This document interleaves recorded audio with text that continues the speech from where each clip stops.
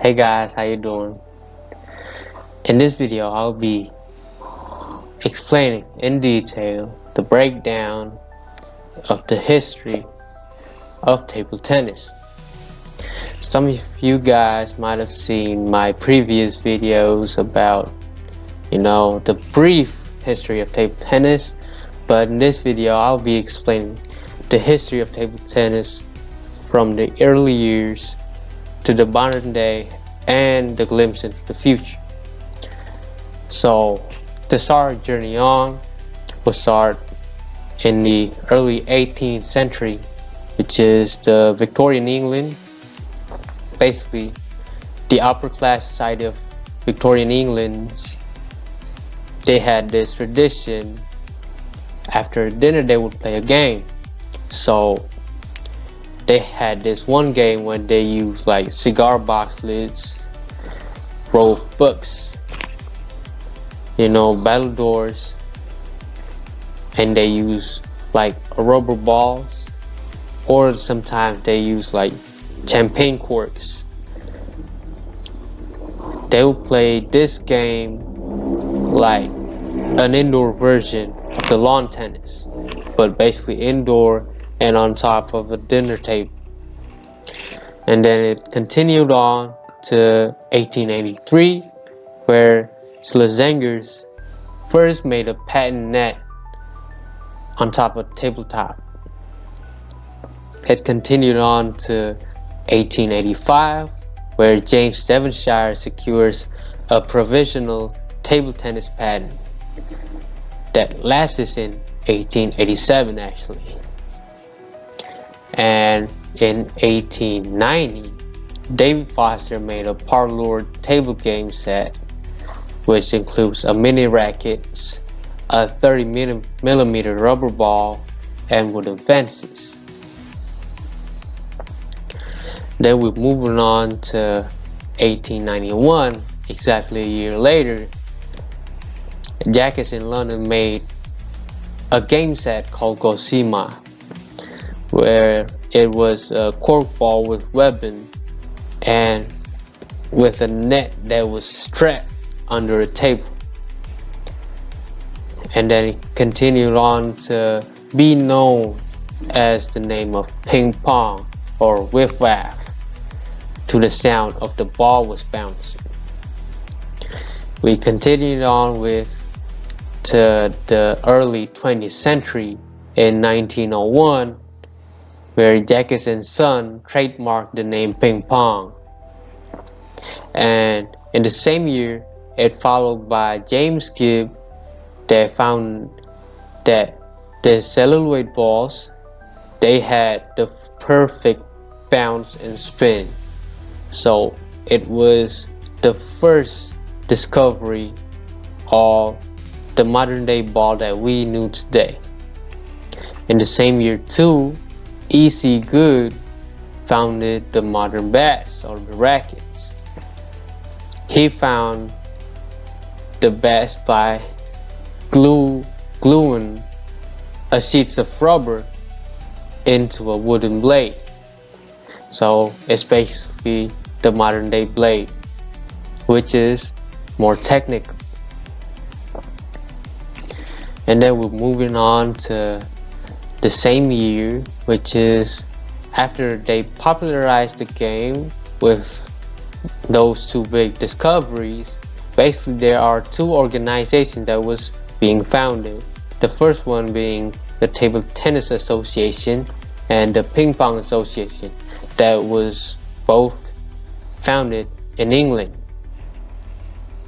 But in 1903, they basically merged together under the name of table tennis. And then we're moving on to 1901 to 1904. Books were being written, rules are being written, manuals are being written about the game, and the first tournaments are being held. But the first unofficial World Championships was held in 1902, that was using the rules of lawn tennis. And then at 1920, basically the Parker brothers buy the ping pong name from Jackets in London, Jackets and Son from earlier. So the world adopts the name of table tennis to dodge royalties and trademarks problems with them. We're moving on to 1921 to 1922.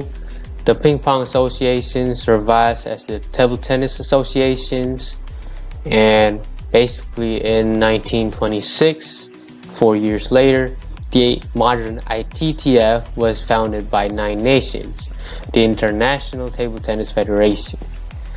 And basically in 1926, they basically just standardized the rules. They set the net height at 15 centimeters, the white celluloid balls, and they set the scoring to 21 points. We're moving on to the first official World Championship that was being held in London in the same year of 1926. And by this time, the European, they dominated the sport with some names like Maria Mednyansky from Hungary. She won 5 straight women's single titles from the year of 1926 from the first World Championships to 1931.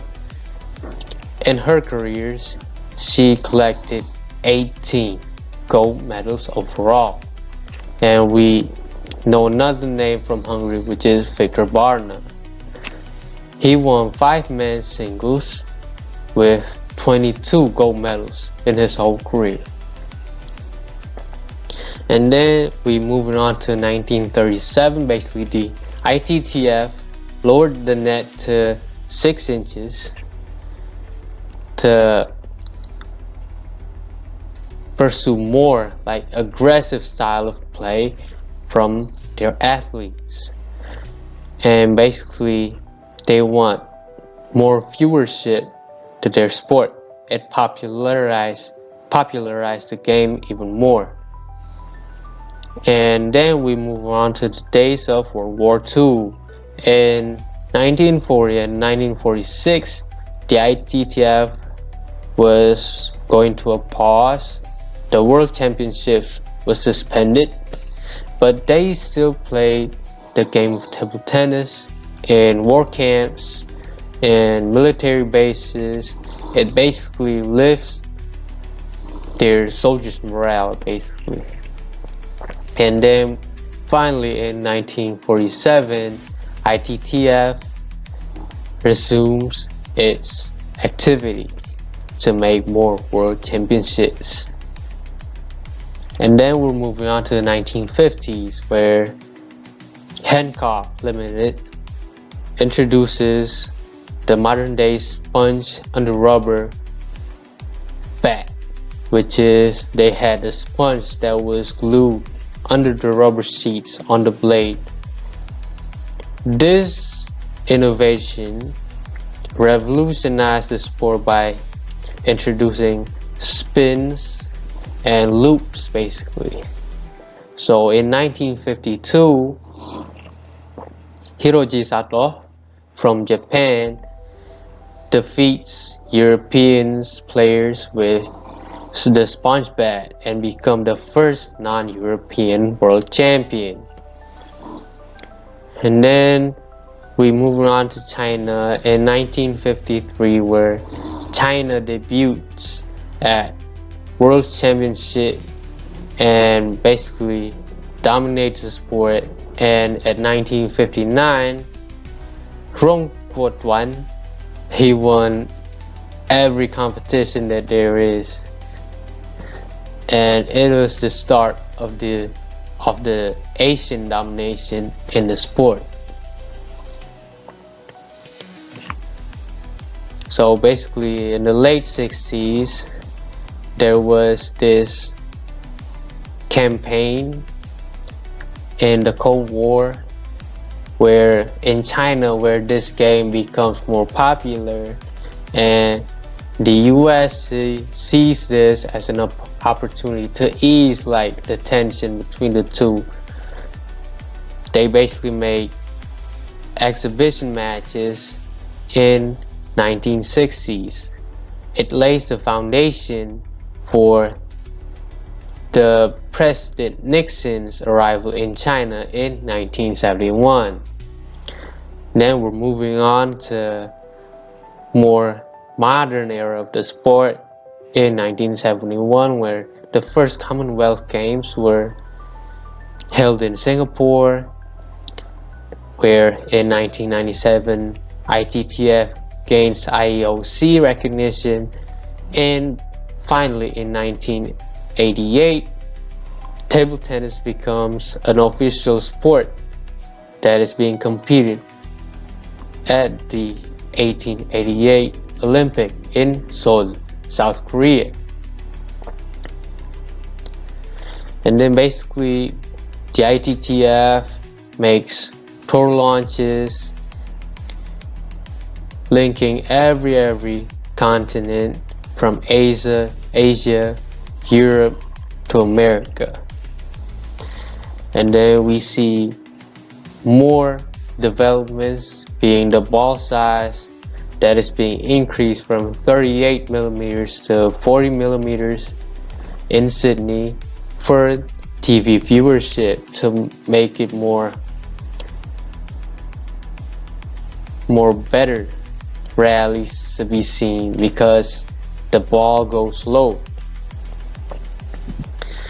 And in 2002 they also prevent spin concealment on the service, so you can't cover the spin anymore. You gotta see the ball and you gotta serve that.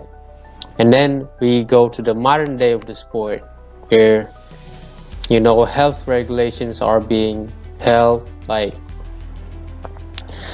in 2007 they basically banned a very revolutionary technique that is called speed glue, because health concerns, because the athletes were passing out because of the substance. And in 2014 they changed the ball from celluloid to plastic ABS balls that we know today because of environment concerns. These developments made some results. In the 2004 Athens Olympics, table tennis ranks top 5 in TV viewership in China and Europe. From then on, the Chinese domination just continues. Since 2001, China just racks up near perfect medal hauls at Worlds and Olympics. Guys like Ma Long, Fan Zhentung redefined the power spin era. Then we goes on to the future of table tennis. What is the future of the sport?